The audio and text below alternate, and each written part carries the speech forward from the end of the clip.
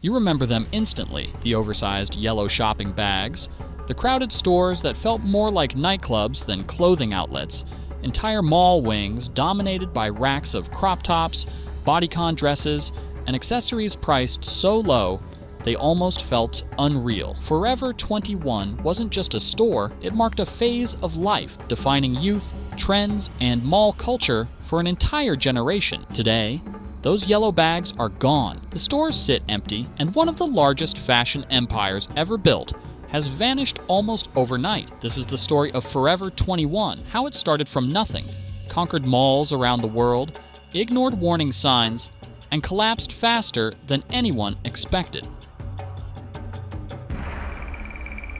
Dawon Chong and Jin Suk Chang arrived in the United States with almost nothing, barely enough money to survive, limited English, and no connections. Survival dictated their actions more than ambition, and they took on multiple jobs, often working long hours while learning the rhythm of life in a new country. Jin Suk, meanwhile, observed the clothing that customers actually wanted to wear, quietly building an understanding of style and trends. Dawon noticed that the most successful people he met were connected to the garment business, understanding how clothing moved from manufacturer to buyer faster than anyone else. That insight sparked a risk. The couple pooled their savings to open a small clothing store in Los Angeles. The modest shop drew crowds immediately because affordable, trendy pieces were hard to find elsewhere. Soon, the store became Forever 21, a name meant to evoke energy, youth, and confidence rather than age. Every shopping bag carried a quiet Bible verse reflecting the founder's beliefs without explanation, giving the brand a subtle personal touch. From this small start, momentum began building, and the couple was about to change mall culture forever.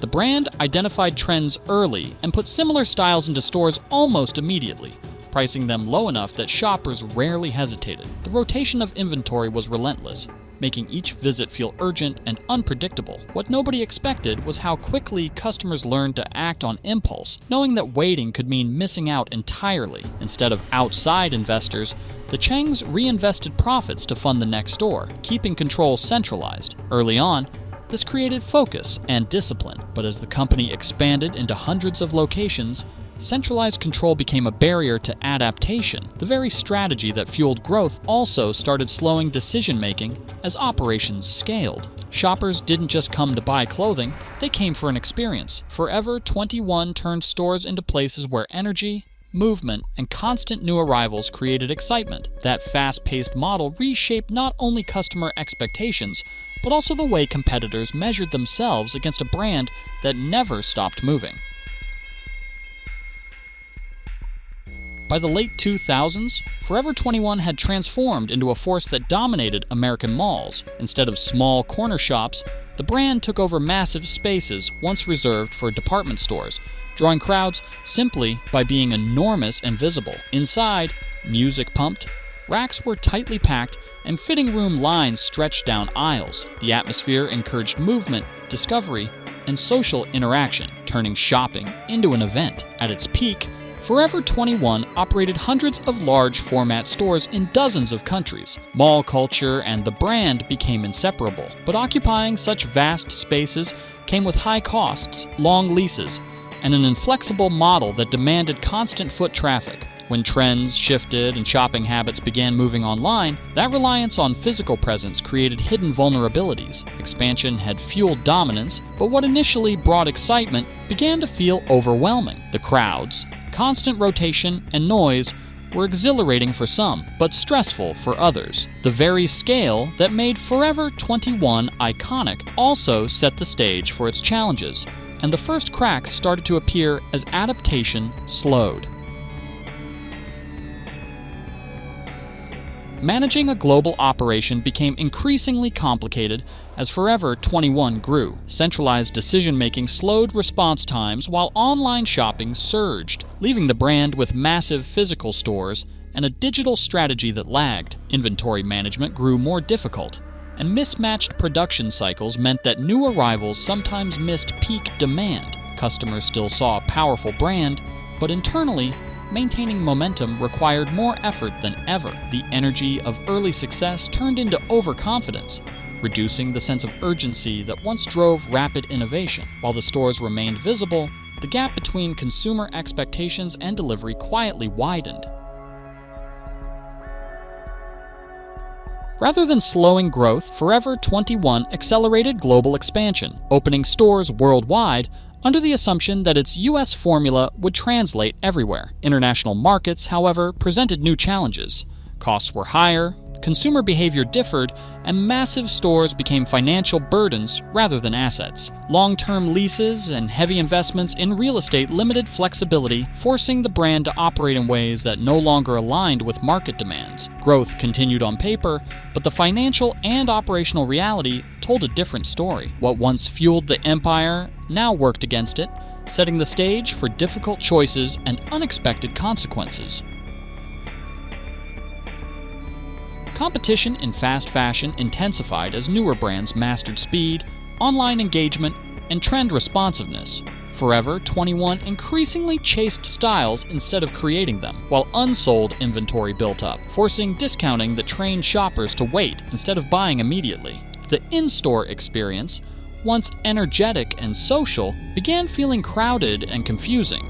Shoppers started demanding simplicity, convenience, and personalization, yet the brand struggled to meet all three.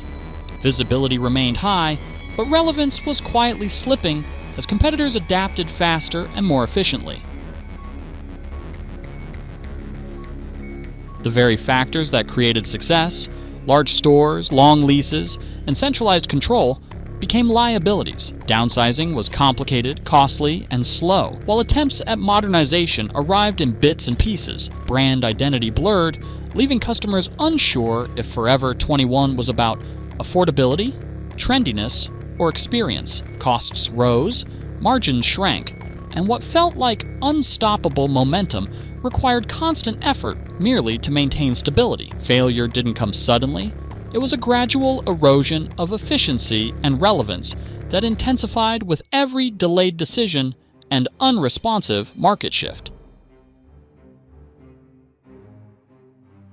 Eventually, store closures forced a re-evaluation of the business model. Expansion-first thinking gave way to sustainability, and attention shifted to optimizing operations rather than maximizing footprint. Nostalgia kept the brand alive for some, but relevance among new shoppers demanded clarity and adaptation. Survival hinged on learning from past mistakes and redefining what Forever 21 stood for in a changing retail environment. Forever 21 faced more than operational challenges. Cultural shifts reshaped how people interacted with fashion. Younger shoppers began prioritizing brand values, sustainability, and social awareness over sheer quantity of clothing. Social media set trends in real time, creating a pace that the brand struggled to match. Responses often arrived after trends had peaked, leaving Forever 21 slightly out of step with a generation moving faster and demanding more mindful shopping choices. Forever 21 reconsidered store formats, slowed expansion, and invested in digital channels while exploring collaborations to re-engage audiences. These efforts demonstrated awareness, but arrived in a crowded market where competitors had already established strong identities. Reinvention became a gradual process, requiring careful calibration rather than dramatic leaps, and the brand learned that reclaiming lost momentum is often slower and harder than building it in the first place. Forever 21's journey shows how rapid success can create both incredible opportunity and hidden challenges. Starting with a single store in Los Angeles, it expanded into hundreds worldwide, reshaping fast fashion with low prices, constant inventory rotation, and massive mall visibility. The yellow shopping bags became instantly recognizable, a symbol of both youth culture and retail dominance, drawing shoppers who wanted the thrill of new arrivals every time. Centralized control and slow adaptation eventually turned strengths into liabilities. Large stores, long-term leases, and rigid supply chains made quick changes nearly impossible, while digital-first competitors with faster cycles captured attention and market share. Expansion, once celebrated as ambition, became a burden, and the confidence from years of growth reduced urgency to act. Forever 21 didn't collapse because of a lack of vision.